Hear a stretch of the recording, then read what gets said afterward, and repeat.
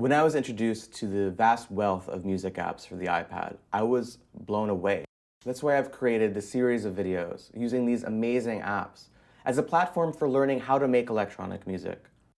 The iPad has opened doors for people who want to use powerful equipment, but don't want to pay hundreds if not thousands of dollars on hardware synths and VSTs. I invite you to join me in exploring these exciting instruments, to get inspired by this amazing technology, and have a fun time doing it. I'm really excited about this format. I'm really excited to be teaching you this way. It's modular, which is a concept that you'll learn, but basically it just means that you can learn on your own terms.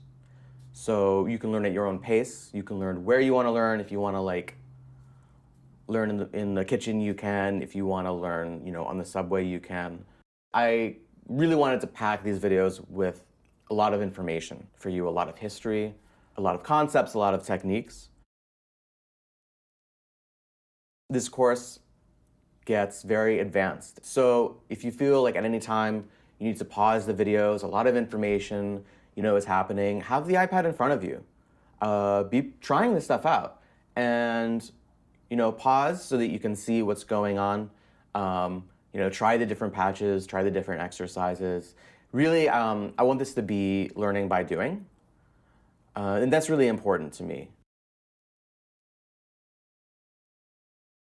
I really feel passionate about this technology and about getting people out of this confined box of this is the place where we have to make music.